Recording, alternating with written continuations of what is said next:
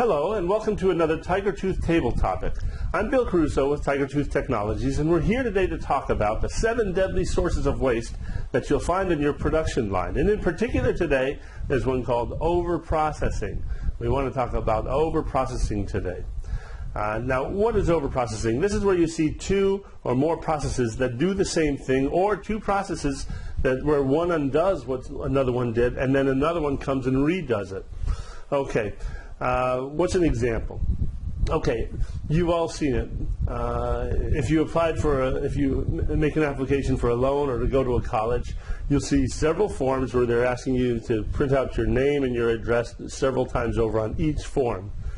Seems like that's quite a waste in this day of computers. You should be able to put your name on one form and then have that taken care of with all the other forms in general, especially on a computer. You should never be entering your name more than once for a website or something like this. That's one example. Okay, another example.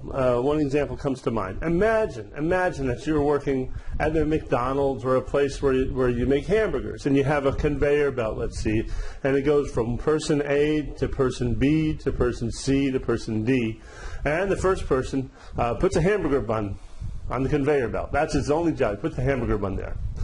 Not too efficient of a place. The hamburger rolls over. Next person B takes the hamburger bun, opens it up, puts a patty on top, and then puts the hamburger bun down on top of it. Next person takes that hamburger bun, lifts it off, and maybe puts some lettuce on the hamburger, and then puts the bun on.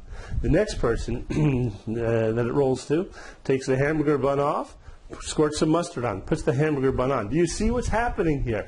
It's taking the bun on, off, on, off, on. Waste of time. If they wanted to be more efficient. I know it seems kind of silly, but this is what overprocessing looks like. The first person would take the hamburger bun off. The second person would put the patty on. The third person would put the lettuce on. The fourth person would squirt the mustard on. And you have a fifth person who puts the bun back on together again. So, can you imagine how tired that hamburger bun is by the time it gets to the customer, being taken off and put on, taken off and put on? I'd hate to be that hamburger bun handled so many times. I'd hate to be the guy eating that hamburger after it's been handled so many times. Okay, so here's a very subtle example of overprocessing, and you see this a lot. Let's say that people have to enter things in a computer during a production process. Well, some people get this bright idea that, hey, instead of entering it in the computer, this computer is difficult to work with. They don't like the program. They don't like having to focus and wait for the program. So they'll often do is they'll write stuff down on paper. You see this all the time in production. People are writing stuff down on paper, data on paper, and because later they're going to enter it all in all at once when they have more time, as they say. Real bad idea, really bad idea. Obviously, there can be taking data down and then retyping it in. It's a waste of time, first of all. What is the problem? You need to find the root problem. Probably the computer program, by the way. It's probably not the person's fault, by the way. It's probably a problem with the computer program that you need to talk to the programmer just to make a simpler presentation. Make the letters bold, make the letters big, make better contrast, make the buttons that they press big. Don't make little tiny buttons when you program, for gosh sakes.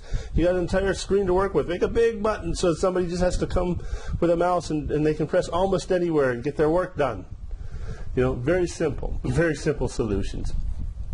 Anyway, this is a form that, yes, I do see it all the time in production lines.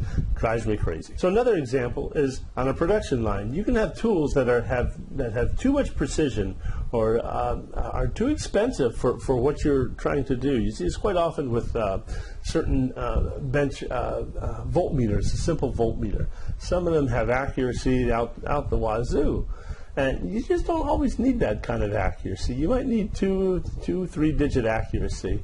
But this is a form of overprocessing, and that is having machines that are too expensive and are too expensive to maintain on a production line. The analogy that you hear quite often is that somebody's using a sledgehammer to crack a nut. It's a funny analogy, but I think it gives you a good idea where the problem is. You don't need a sledgehammer to crack a nut, although it would be fun to try sometime.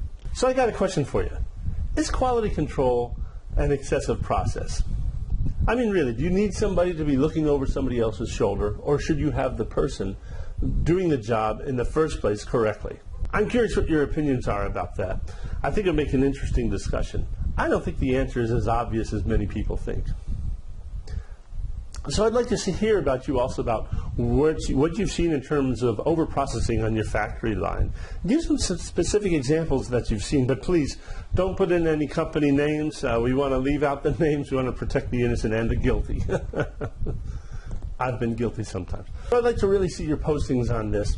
Now, the more you contribute, the more that other people get to read your examples. And the more that other people get to read your examples, the more that they'll contribute. And then you can read their examples, and everybody learns from it, including me. I really enjoy learning about these things from you.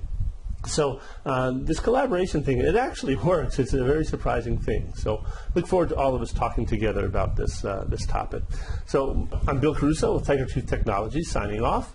And I've really enjoyed talking with you about this today. And I look forward to talking to you in the future about more topics in manufacturing. Take care.